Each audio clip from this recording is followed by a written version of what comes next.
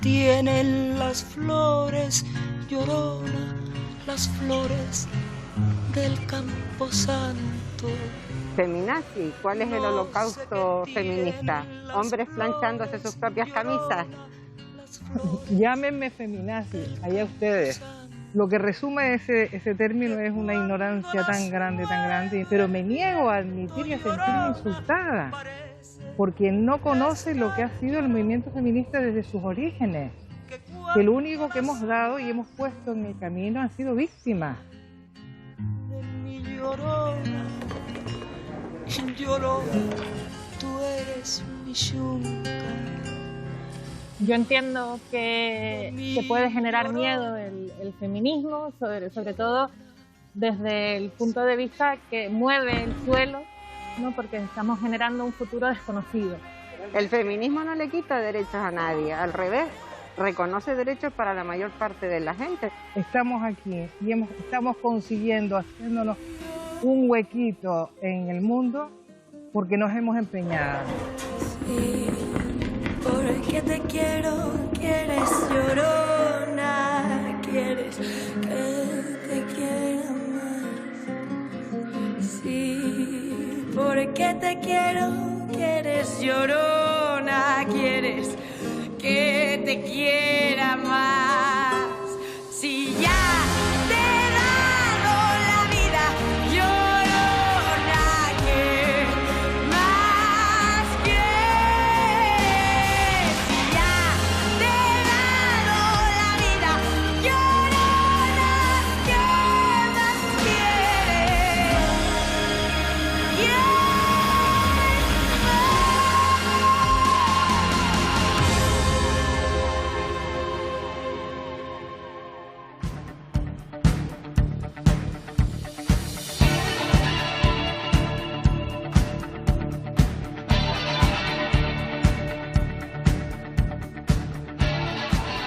Tú perdóname que empiece tan crudamente. ¿Tú eres una feminazi? Una feminazi, no, desde luego que no.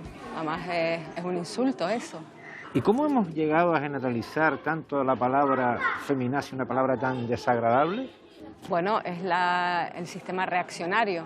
A medida que vamos avanzando, que el feminismo va avanzando, que el movimiento feminista y las feministas con él vamos avanzando, y cuando hablo de feministas no hablo de mujeres y afortunadamente hoy en día hablo de hombres. A medida que vamos avanzando, el propio sistema, el sistema patriarcal, el machismo, se defiende. La palabra feminazis viene a estigmatizarnos, a darnos mala fama con el fin único de que nadie quiera ese contagio del estigma.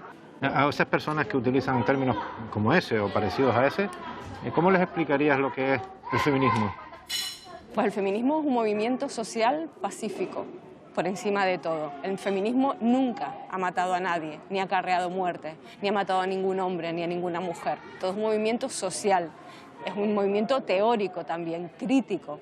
Lo que persigue es la plena igualdad de oportunidades entre hombres y mujeres, entre todos los seres humanos que habitan el planeta. Hay personas que no creen en eso del patriarcado, y te voy a poner un ejemplo. Ahora hemos cambiado el sistema. Ahora el opresor es el macho heterosexual patriarcal. El patriarcado del machismo heterosexual. Eso es nuestra guerra ahora. En cuanto eliminemos a ese, encontramos la panacea y el paraíso. Nuestra guerra es contra el género, no la lucha de clase. Y para colmo se encuentra con otro elemento importante que le encanta al marxismo. El marxismo le encanta atacar a la familia. ¿Lo llevan los genes? Claro. Mira, ahora que lo escucho, hasta me atrevería a decir que estoy muy de acuerdo con él en bastante de las cosas que ha dicho. Sí, por ejemplo, que ahora, lo único que no ahora, quitando la hora y añadiendo que desde hace más de 300 años venimos luchando contra el macho machista, heterosexual, patriarcal. Eso es una verdad como un templo, ahí no tengo más que darle la razón. Básicamente porque el patriarcal y el machista es un sistema que se ha creado y en donde ubica la heterosexualidad no como una orientación sexual, sino como un sistema político que indica dónde está el hombre, dónde tiene que estar la mujer, qué roles les corresponden a uno, qué roles les corresponden a otro y cómo tienen que juntarse hombre y mujer para crear un núcleo al que llamamos familia. Ahí entramos en conflicto, pero en realidad familia sí queremos todos los seres humanos. Familia, llámese 20 personas, entre ellos hombres y mujeres, 2 personas, 2 hombres, 2 mujeres o un hombre y una mujer. Por lo tanto, en buena parte sí estoy de acuerdo con él, en que nuestro enemigo, no ahora, sino de siempre, es esas personas, él dice macho, pero también son las mujeres, es ese sistema patriarcal en el que crecemos. Hablas de poder, en concreto. Por supuesto, es un sistema que marca jerarquía, que dice quién está por encima y quién está por debajo, entre los mismos hombres también. ¿Es el feminismo marxista o tiene algún tipo de sesgo ideológico particular? El feminismo, para empezar, no es un movimiento individualista. Todo lo contrario, es un movimiento colectivo y lo que intenta marcar el sistema patriarcal es que que nos veamos cada vez más solas y más solos, porque tendremos mucha menos fuerza. Como bien dice aquí Rosa de Luxemburgo, tenemos una frase magnífica de ella, y ella lucha, y desde el feminismo luchamos por un mundo donde seamos socialmente iguales, humanamente diferentes, ahí puede que incluso entre el individualismo o lo individual, y totalmente libres todas y cada una de nosotras. ¿Es un derecho o ya es un deber tocar esos privilegios de los que hablas para que haya un cambio estructural en nuestra sociedad? Bueno, yo creo que es un deber para la consecución de los derechos, de unos derechos que están siendo vulnerados. Tenemos que tocar los privilegios, porque los privilegios de uno implican opresión de otros, y de otras en este caso. Por lo tanto, es un deber absoluto de toda la sociedad en su conjunto, gobierno incluido, de tocar esos privilegios. ¿Son feministas las instituciones públicas, en particular las instituciones públicas de Canarias? Pueden ser feministas las personas que están ahí detrás. Ahora bien, es obvio que el sistema dista bastante todavía de ser feminista, de ser igualitario. Porque tú has dicho que el feminismo es la María de los gobiernos. Ha sido hasta ahora y siempre ha sido la María de los gobiernos. ¿Y eso lo estás sufriendo tú en carne propia dentro de tu cargo institucional? Pues sufriendo, tenemos un umbral tan grande de lo que es el sufrimiento, que yo no siento en absoluto que sufra. Yo considero que soy una persona afortunada, ocupo un cargo afortunado y estoy en un equipo afortunado. Y no hablo solo de mi consejería. Creo que dentro de todo es un gobierno que por lo menos se ha posicionado abiertamente, públicamente, en su pacto como un gobierno feminista. Y eso marca, yo creo, un antes y un después. Ahora bien, si cogemos las leyes, si cogemos los procesos administrativos, si cogemos, pues evidentemente no puedo decir que estemos ante una estructura administrativa feminista. No, todavía estamos lejos de ello, pero sí estamos en el camino, sí lo creo.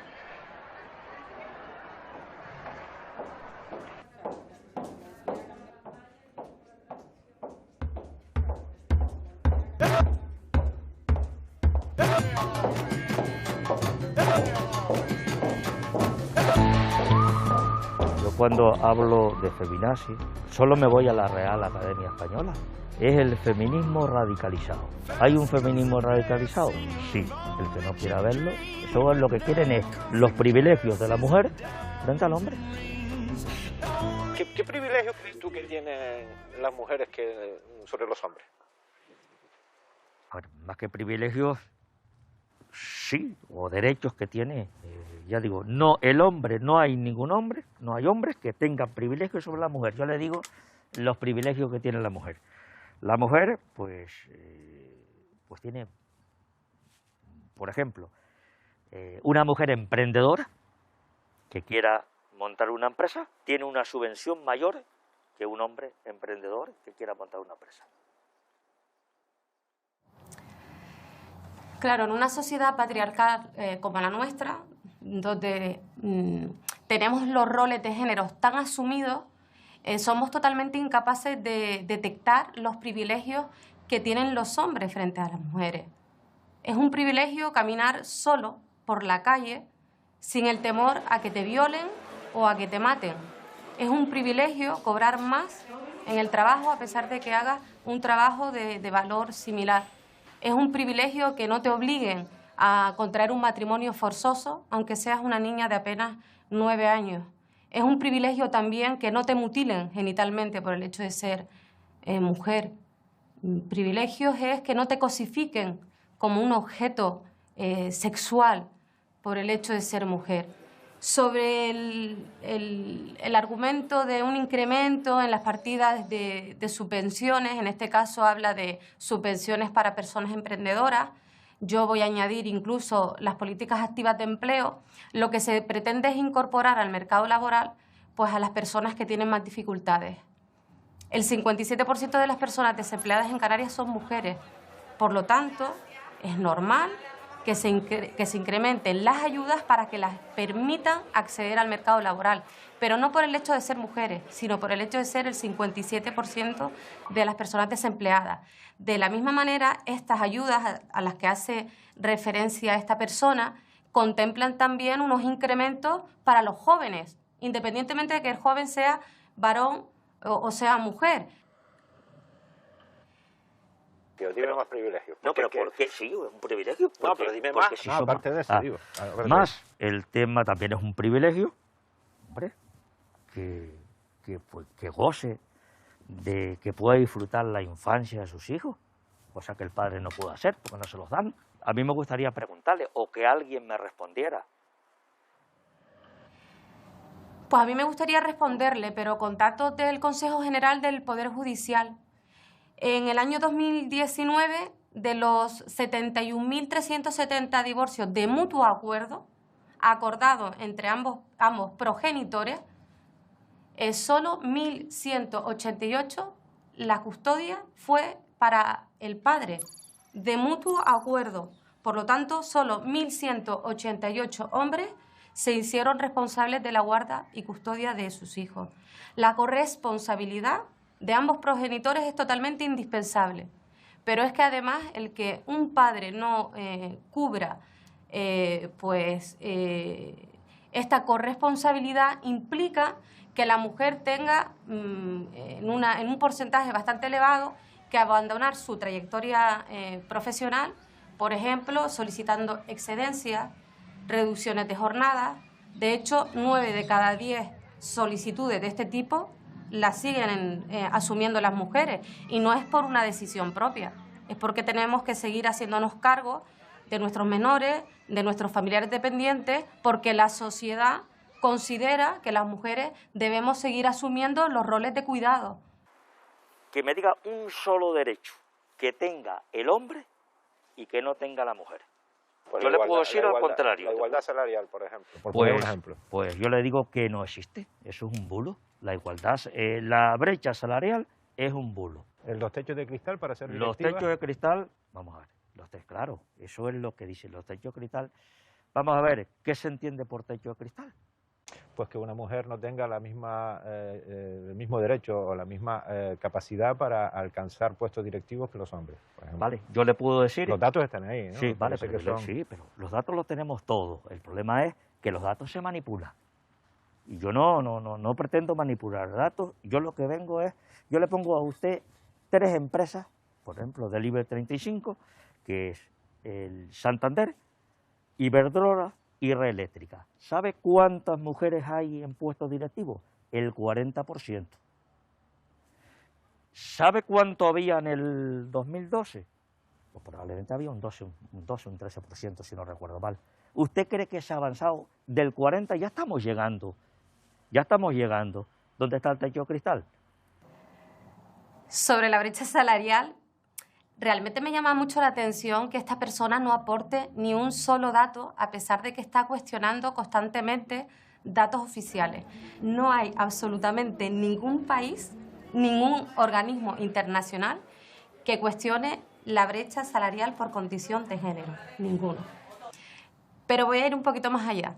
Voy a ir a hablar de brecha salarial por una discriminación directa, donde en Tenerife hemos denunciado desde comisiones obreras a diferentes hoteles que el Supremo ha ratificado que discriminaban directamente a las mujeres por su condición de género. Y ahí estaríamos hablando de una brecha salarial por discriminación directa. Pero hablamos de brecha salarial no porque en un convenio colectivo se contemplen tablas salariales diferenciadas, como ocurría durante el franquismo, en el que las mujeres, por normativa legal, tenías que cobrar sí o sí un 20% menos que el varón. Hablamos de brecha salarial indirecta cuando el 76% de los contratos a tiempo parcial los siguen afrontando las mujeres, y no por una decisión individual, sino porque lo impone el mercado de trabajo. Hablamos de brecha salarial cuando los sectores más feminizados son los que tienen salarios más bajos. Por lo tanto, la brecha salarial incide desde diferentes cuestiones que lo que hacen es ampliar esta diferencia de lo que cobramos hombres y mujeres con un valor, con unos trabajos equiparables, que en Canarias asciende al 14,7%. O sea, hablamos que cobramos 3.200 euros menos al año que nuestros compañeros varones haciendo funciones similares. Comentaba que la representación en empresas del IBEX 35 asciende en torno al 40%. Es cierto que ha habido una representación de mujeres al alza dentro del IBEX, de las empresas del IBEX 35, no llega al 40%, está en torno al 23%, según datos del propio IBEX, donde solo el 3% de mujeres son presidentas. Pues resulta que es que estamos preparadas. Resulta que no es una casualidad que el 57% de las personas universitarias seamos mujeres. Resulta que podemos y debemos acceder a cargos de dirección y además somos mucho más productivas. Desgraciadamente, el alza que se ha encontrado en estos puestos de dirección ha sido debida a la Ley Orgánica de Igualdad Efectiva entre Hombres y Mujeres, que recomiendan ir equiparando la representación entre sexos. No ha sido porque nuestra sociedad haya avanzado por iniciativa propia, ha sido porque una ley nos tiene que ir marcando el camino. Hay un derecho fundamental afectado cuando decía más derecho a las mujeres. Mire, la mujer tiene el privilegio de tener un juzgado solo para la mujer, que es el juzgado de violencia sobre la mujer. El hombre no puede ir a esos juzgados. Es un privilegio. En un Estado de Derecho, un juzgado sería un juzgado correcto, es el juzgado de violencia intrafamiliar. ¿Tú sabes qué mujeres tienen ese privilegio? Sí. Las que sufren violencia. Y usted sabe, todas las que no sufren violencia y utilizan instrumentalmente la denuncia para sacar privilegios en el divorcio, en la custodia compartida, en la casa. En este negacionismo ya me parece una vuelta de tuerca perversa llamar privilegio a que exista un juzgado de violencia sobre la mujer. Es como si yo llamara privilegio a una unidad de cáncer de próstata. No se puede llamar privilegio a tener un recurso específico para un problema específico. El juzgado de violencia sobre la mujer es para víctimas de violencia de género en la pareja o expareja.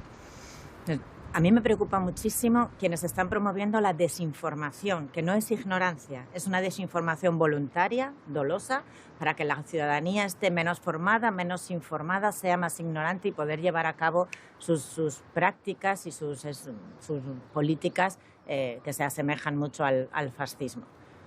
Me preocupa mucho que digan que el gobierno oculta los datos.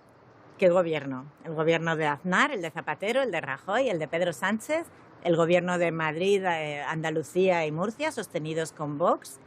Los datos correctos son los tuyos, los de tu cuñado, los de tu grupo de WhatsApp. Los datos son oficiales, están en el gobierno, en la delegación del gobierno, en la policía, en el Consejo General del Poder Judicial, en la Fiscalía General del Estado, y coinciden. Son los datos correctos. Y los datos son que el 57,3% de las mujeres mayores de 16 años residentes en España hemos sufrido algún tipo de violencia física, sexual, económica, psicológica, de control a lo largo de nuestras vidas. El 32,4% ha sufrido violencia en la pareja o expareja, 6.600.000 mujeres. Fuera de la pareja, el 13,4% ha sufrido violencia física, más de 2.700.000 mujeres, y de estas 1.800.000 cuando eran menores de 15 años, cuando eran niñas. violencia en la infancia. Y violencia sexual, el 6,5% de las mujeres mayores de 16 años residentes en España. Y de ellas, el 3,4% cuando eran menores de 15 años. 700.000 niñas. Ante estos datos, que además son de una violencia muy silenciada, solo se denuncia el 21,7% de la violencia de género ante la policía o los juzgados y solo el 8% de la violencia sexual. Ante esta realidad, amparar el bulo de las denuncias falsas, hablar de las 0,07% falsas en lugar de toda la base del iceberg de violencia oculta, no es solo estar fomentando el desconocimiento o los bulos, es estar fomentando ese silencio, es ser cómplice, porque quien tapa esa violencia contribuye a ese silencio y por lo tanto tiene una cierta complicidad con el agresor, porque el silencio es cómplice de las agresiones. Las denuncias falsas son un clásico en el movimiento antifeminista. Sí, parece que es un mito, pero existe. Pero La son un denuncia porcentaje falsa, ridículo. sí, claro, si vamos al Consejo General del Poder Judicial, 0,0001. ¿Y a dónde tenemos que ir? Pero no, tenemos que ir al porcentaje real. Solo se computa aquella denuncia que el fiscal articula que ve indicios de que hay.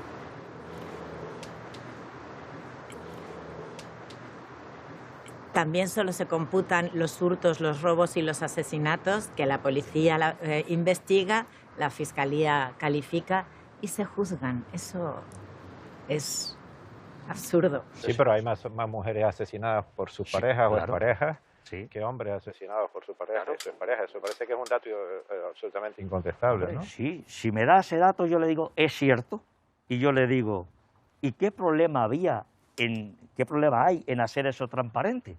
Vamos a poner el número de mujeres que fallecen a manos de su pareja, pero vamos a poner el número de hombres. ¿Por qué ocultan el número de hombres? ¿De hombres muertos por sus mujeres? Sí. ¿Dónde está esa cifra? No existe, la han quitado. ¿Tienes hijas? Claro que tengo hijas. Tengo 2 hijas y un hijo. Creados perfectamente en igualdad. Y veo más discriminado a mi hijo que a mis hijas. Desde 2003 hasta la fecha de hoy, han asesinado a 1.075 mujeres a manos de sus parejas o exparejas. Han asesinado a 35 menores para hacer daño a sus parejas o exparejas. Hay más de 800 niños y niñas que se han quedado huérfanos porque su padre o la pareja de su madre las mató. Y las mató por el hecho de ser mujeres. Y las mató porque consideraban que eran un objeto de su propiedad.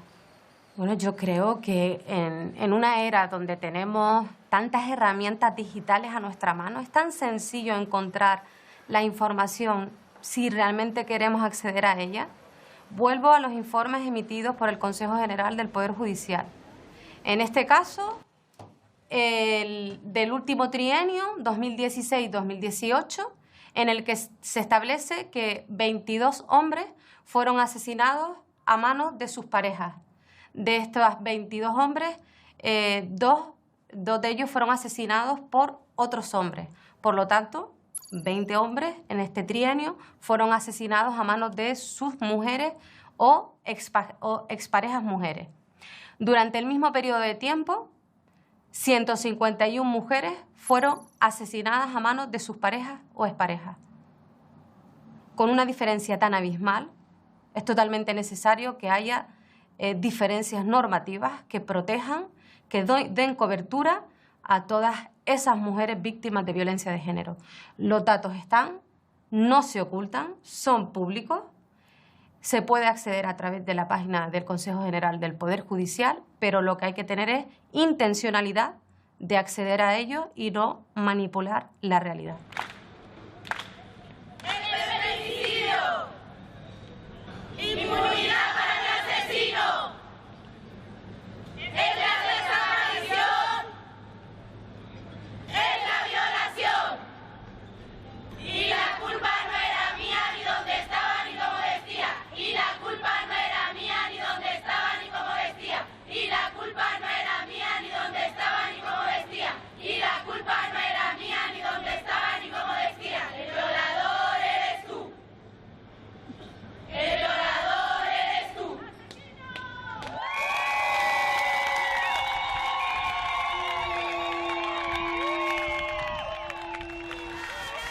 los celos, una emoción destructiva.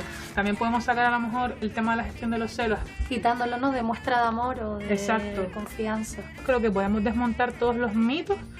Pues por ejemplo, el amor fusión, pues pareja como única fuente afectiva frente a la pareja como una parte más de que el amor no es ciego, sino que en realidad es una elección consciente. Y luego cerramos con el tema de igualdad, antisexismo y libertad.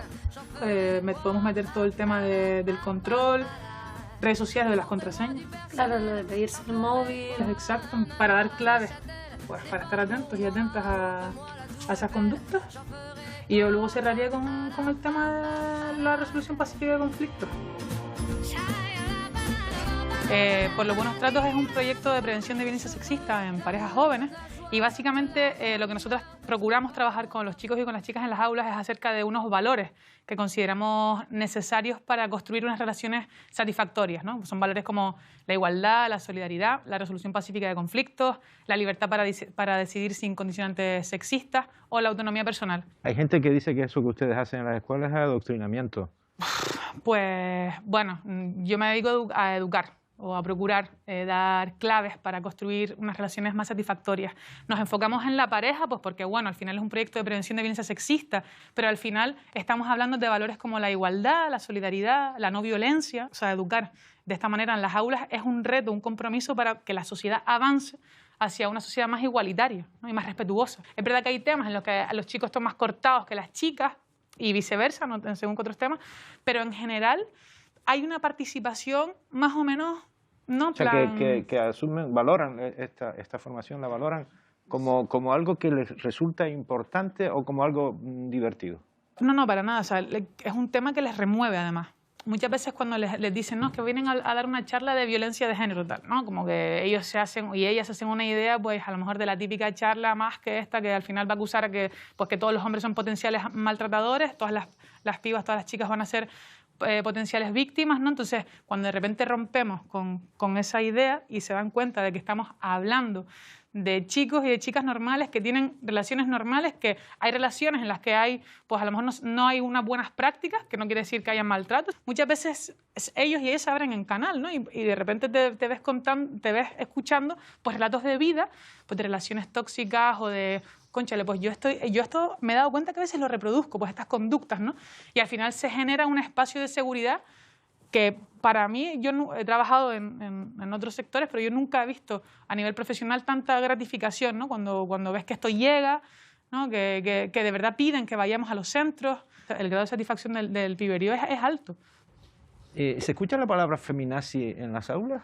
Alguna vez la he escuchado en intervenciones que he tenido, que esto también es un efecto de ese uso negativo de las redes, que de repente hubo una viralización de este concepto también en redes, que al final pues ha hecho mella, es verdad, pero bueno, me lo han dicho 2 veces, ¿eh? Yo llevo en las aulas pues cerca de 4 años. Normalmente lo suelen soltar como un rollo de, bueno, yo soy feminista, pero no feminazi, o como que contraponiendo, sí, ¿no? Que una cosa, no, es como que está bien que reivindiquen sus derechos, pero no se pasen, ¿sabes? Como que a lo mejor marcando el territorio, ¿no? Exacto, sí, como si fuera algo radical, que también es, muchas veces cuando, pues eso, radical es ir a la raíz del problema. ¿Y estas nuevas generaciones son feministas?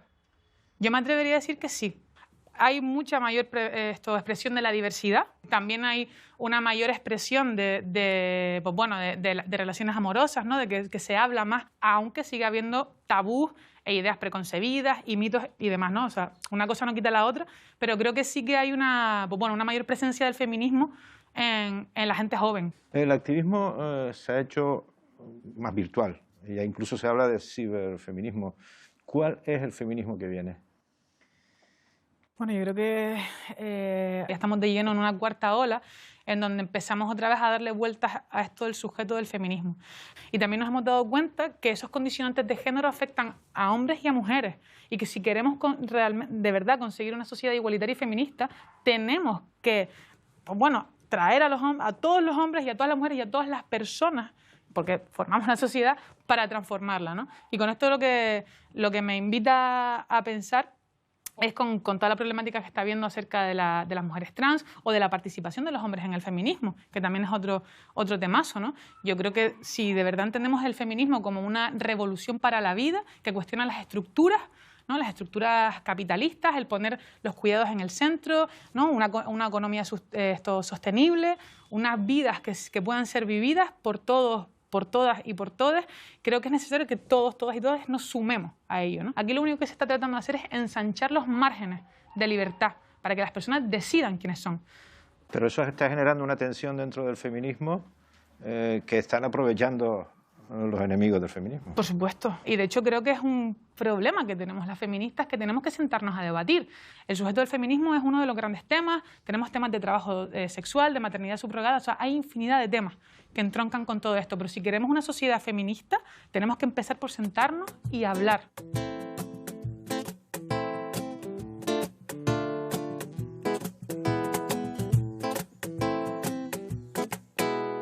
Siéntelo, llegan las revoluciones, de morados, de rabia y de flores, primavera nuestra.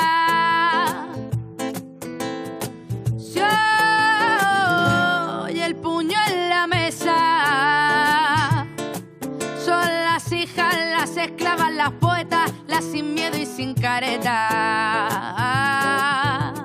Dicen que somos radicales, los señores que trafican con mis sueños, las tertulias que especulan con mi muerte, las portadas que nunca hablarán de mí, sino del carmín, de la falda, del escote, de las marcas de mi cuerpo. Si yo quise más o menos, me declaro desde ya felizmente radical por amar la libertad.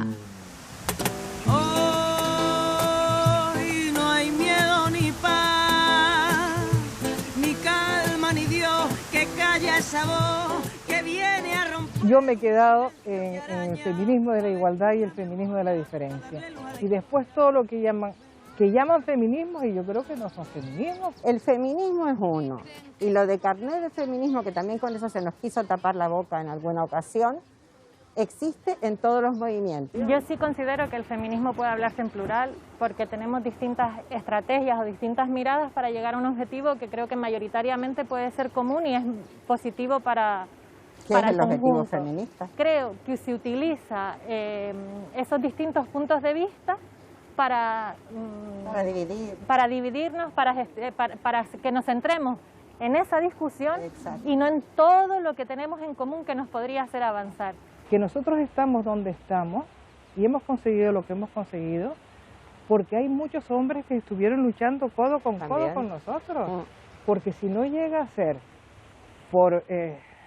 sea en la Segunda República o sea en el Parlamento Democrático, por los hombres que eran mayoría en esos parlamentos y que votaron a favor de los derechos nuestros, no hubiéramos caminado. Hay una frase que me gusta mucho que dice que el feminismo tiene un futuro para los hombres. Naturalmente. Claro. Y realmente creo que eso es lo que igual nos está llegando a entender.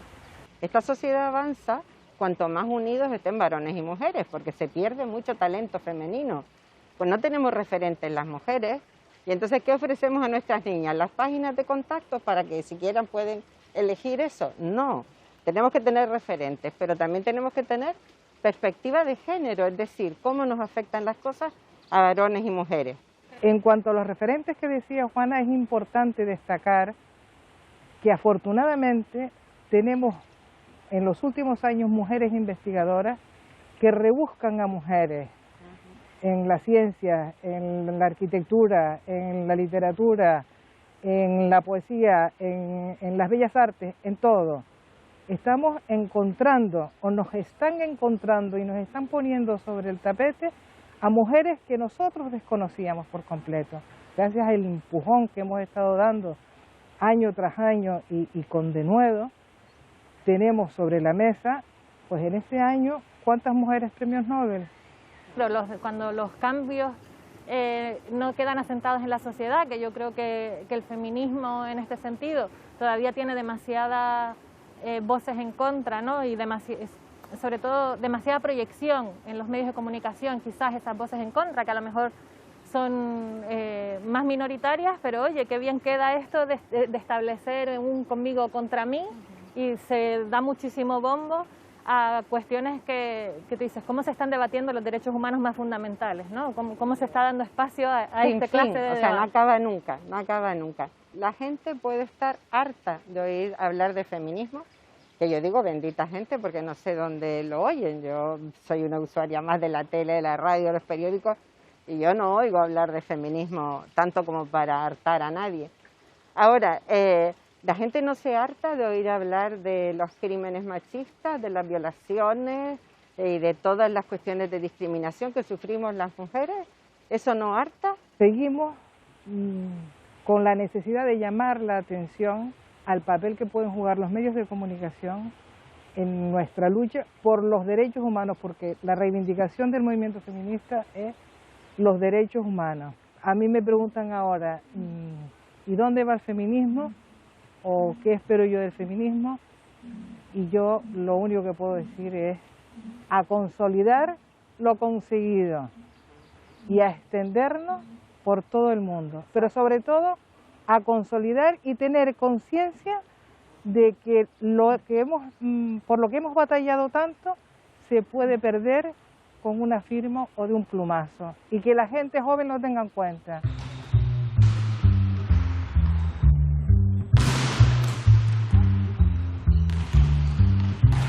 My baby don't care for shows. My baby don't care for clothes. My baby just cares for me. My baby don't care for cars and races. My baby don't care for high-tone places. Liz Taylor's not her style. Even Lana Turner's smile is something she can't see. Feminazi.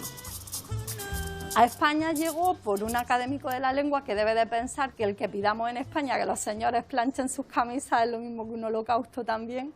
Y entonces se enorgullece ese corresponsal de guerra, se enorgullece de haber importado el término y haberlo puesto de moda, pero lo puso de moda, y eso es lo peor, entre unos grupos a los que nadie hacía caso, porque eran grupos minúsculos de ultraderecha que no decían más que tonterías la mayor parte de las veces, que de pronto, al utilizarlo un académico, se sintieron legitimados. De hecho, hemos acuñado las feministas un término para este señor que es, en su honor más bien, no solo para él, que es Pérez revenirse. Para toda esta gente que está encantada de ser machista recalcitrante, pues les llamamos Pérez revenidos, acuñando desde el feminismo. El lenguaje inclusivo es un tema siempre polémico.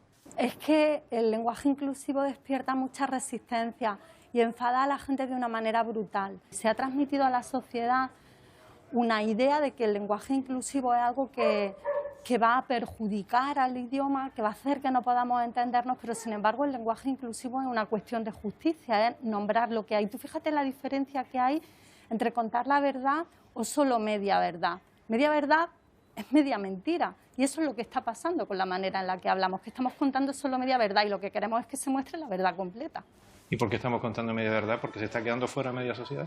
Se está quedando fuera como mínimo la mitad de la población, porque con el lenguaje inclusivo no solamente estamos hablando de nombrar a las mujeres, eso sería un lenguaje no sexista. El lenguaje inclusivo va un paso más allá y supone el nombrar a las mujeres por un lado, pero también a colectivos que han estado tradicionalmente discriminados, con lo cual es mucho más de la mitad de la población.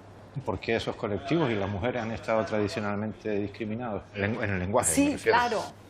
Sobre todo como reflejo de la sociedad que discrimina en general, pero también porque quien tiene la capacidad de definir tiene prejuicios, y esos prejuicios se trasladan a las definiciones y se trasladan a la manera de hablar y se trasladan a la manera en la que se ve el mundo. Estamos hablando de los señores de la Real Academia Española de la Lengua, porque son mayoritariamente señores. A lo largo de la historia, 500 señores y 11 mujeres. Sí, yo los llamo señoros. ¿Cómo el relato patriarcal construye y moldea a la mujer? Pues de una forma completamente perversa, porque se nos muestra como débiles, se nos muestra como incompletas, como charlatanas, como veleidosas, como poco de fiar, y además, y a la vez, se nos pone en un altar de pureza, de virginidad, con lo cual se nos está pidiendo todo el tiempo una cosa, la contraria, y hagamos lo que hagamos, nos coloca en una situación en la que podemos ser juzgadas y sancionadas. Es muy difícil. Hay, por ejemplo, casi 200 sinónimos de prostituta en el diccionario. O sea, cualquier cosa que haga una mujer puede hacer que la llamen puta. Así que imagínate en qué lugar nos deja eso. Y con estas perspectivas, ¿estamos preparados ahora mismo? ¿Está la sociedad española preparada para un cambio en nuestra manera de hablar? Yo creo que las condiciones mínimas están, pero falta el conocimiento necesario. Sí que tenemos la conciencia de la desigualdad. Hace falta, para nombrar sin discriminar, hacen falta 3 cosas. Primero, tomar conciencia, después adquirir las herramientas y, por último, la práctica y la fluidez. Yo creo que la mayor parte de la sociedad ha tomado conciencia. Lo que pasa es que la parte que no ha tomado conciencia da mucho ruido, pero yo creo que una buena parte, yo soy muy optimista y creo que una buena parte de la sociedad ya tiene la conciencia de la injusticia que supone no nombrar con las palabras. Pero todavía falta esa adquisición de herramientas, porque nos han hecho pensar que el lenguaje inclusivo es decir españoles y españolas, todos y todas, ciudadanos y ciudadanas, pero no es solamente eso. ¿Qué más es el lenguaje inclusivo? Pues sobre todo saber dónde no estamos y cuáles son los mecanismos que nos esconden para intentar evitarlo. Yo ahora mismo estoy hablando con lenguaje inclusivo todo el tiempo y creo que no he utilizado masculino y femenino ni una sola vez. ¿Y o sea, me estás entendiendo? Es más fácil de lo que parece, ¿no? O claro, de lo que nos tratan de hacer. Claro, nos lo pintan muy mal, nos ridiculizan, pero no es verdad, se puede hacer. Te voy a enseñar este titular del País. Muñoz Machado, Santiago, el presidente, ¿no? Jurista, además. Tenemos una lengua hermosa y precisa. ¿Por qué estropearla con el lenguaje inclusivo? ¿Realmente va a sufrir algo la lengua? ¿Podría sufrir algo la lengua española? Donde se dice almóndiga, admitido por estos señores. Si empleamos lenguaje inclusivo. No, absolutamente no. Y ahí sí que soy muy tajante. Se puede utilizar lenguaje inclusivo manteniendo la lengua igual de bella, pero eso me lleva a lo que te decía antes. Si esta gente que está en la academia no es capaz de hacerlo, igual tenemos un problema con la gente que hay en la academia, porque realmente se puede hacer. Entonces, solamente caben 2 opciones. O lo dicen con mala intención o lo dicen por desconocimiento. Si es por desconocimiento, muy mal. Y si es por mala intención, tan malo o peor.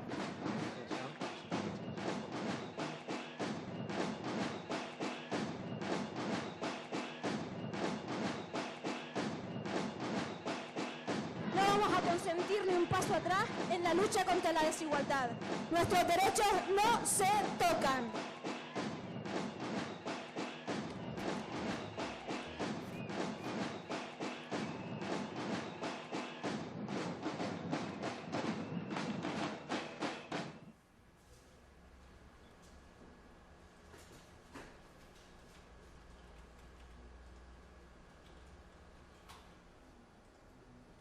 Eres profesora de Derecho del Trabajo en la Facultad de Ciencias Jurídicas y Sociales de la Universidad de Las Palmas de Gran Canaria, una facultad eminentemente masculina. ¿Cómo lo llevan ellos? Lo llevan como pueden. Seguimos siendo minoría frente a una apabullante mayoría de hombres y la percepción que ellos tienen es que somos un poco intrusas, ¿no? O por lo menos eso es lo que nos hacen sentir a nosotras. Voy a hablar por mí, no voy a hablar por las demás, pero yo sigo sin percibir la representación o la legitimidad que ellos sí que se arrogan como profesores. ¿Cómo son los futuros abogados y abogadas que va a dar esta facultad? Creo que son una generación sobradamente preparada, pero que pecan de ingenuos, de ilusos o de utópicos. Entonces son muy reacios, por ejemplo, a las medidas de acción positiva, a las cuotas. Son generaciones de jóvenes que piensan, sobre todo las mujeres, que no necesitan ser ayudadas para remover obstáculos. Es una ingenuidad. Luego se encuentran con la realidad. ¿Es de una luces. ingenuidad o un problema de formación? Y de información, por supuesto. Sobre todo de información. Hay una percepción generalizada, Carlos, de que esto a mí no me va a pasar. Yo soy una joven universitaria con un expediente brillante En la facultad me muevo entre iguales y no tengo problemas con mis compañeros varones, y esto va a ser así en la realidad. Pero si basta con que miren a esta propia facultad lo que te ha pasado a ti, que te llaman feminazi, que te llaman la roja feminista, Sí. que algunos de tus compañeros te llaman la becaria todavía. Después de 20 años, sí. Los alumnos no están acostumbrados a visibilizar la realidad de las mujeres en una facultad en la que siguen siendo los hombres mayoría. Hay una frase tuya que está escrita y publicada y divulgada que dice que el derecho en esto de la igualdad siempre llega tarde. Sí, a ver, el derecho nunca puede llegar antes, porque el derecho siempre aparece cuando la realidad exige que aparezca. La Ley de Igualdad del año 2007 fue una ley muy bien intencionada, que yo creo que partía del error de pensar que la sociedad ya estaba madura para entender ciertas cosas, nada más lejos de la realidad. 12 años después, la Ley de Igualdad ha tenido que revisarse y actualizarse en todo aquello que ha demostrado que no ha funcionado. Bueno, tú que has ganado un premio por tu labor investigadora sobre los enemigos de los planes de igualdad, ¿podrías resumirnos cuáles son esos enemigos? Sí, los planes de igualdad es una de esas herramientas que incorpora la modificación de la Ley Orgánica de Igualdad, la modificación de 2019, y se modifican en el 2019 porque no funcionaron para lo que estaban concebidos, que era para promocionar la igualdad en las empresas. ¿Cuáles son los enemigos de los planes de igualdad? Pues precisamente yo destaco 3. Un diagnóstico incorrecto. Las empresas están obligadas a llevar a cabo un diagnóstico previo de su situación, con números de su plantilla, con una incluso auditoría salarial para ver qué cobran hombres y mujeres en función de sus puestos de trabajo. Si ese diagnóstico se maquilla o se falsea, en el peor de los casos, va a ser un diagnóstico incorrecto que va a dar lugar a medidas que no van a responder a las necesidades del diagnóstico real. El segundo enemigo, también perversísimo, es el de elegir unos contenidos equivocados. Y eso, por ejemplo, es evidente en la violencia de género y en la conciliación. Las empresas entienden la conciliación como una forma de regular únicamente los permisos que expulsan a las mujeres de sus puestos de trabajo. ¿Y el tercer enemigo? El tercer enemigo es el que hace referencia a la necesidad de evaluar y seguir el grado de cumplimiento del plan de igualdad. Muchas empresas han aprobado el primer plan de igualdad, ha transcurrido el tiempo, no han hecho balance ni seguimiento del cumplimiento de las medidas que habían implementado y no se han planteado ni siquiera negociar el segundo plan de igualdad. Pero una vez llega la ley y se aplica en los tribunales de justicia, ¿están estos tribunales de justicia administrando las leyes relativas a la igualdad de una manera justa? No siempre. Algo de lo que se han quejado las asociaciones de jueces es de la falta de formación en género de los propios jueces.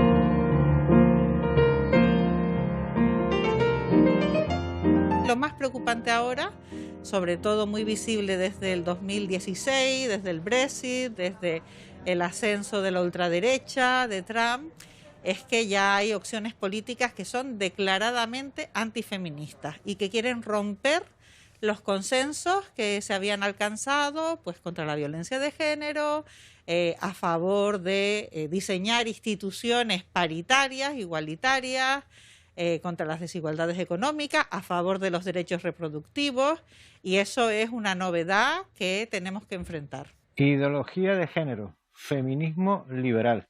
Explícame esto. Sí, bueno, en este sentido, los creadores de la primera expresión, pues, bueno, vino del Vaticano y fue una forma también de estigmatizar el feminismo. Las primeras feministas ilustradas, pues por supuesto eran liberales y defendían la libertad también para las mujeres junto con la igualdad.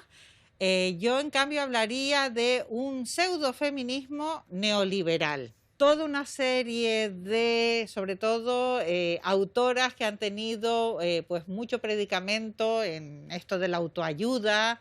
Sheryl Sanders, por ejemplo, la misma Ivanka Trump, que dan un recetario para el éxito de las mujeres, que conlleva un ideal meritocrático, de tú puedes llegar a ser, ¿no?, la gran jefa de tu gran multinacional, y que se olvida totalmente de pues ese arraigo en la igualdad social que tiene el mejor feminismo.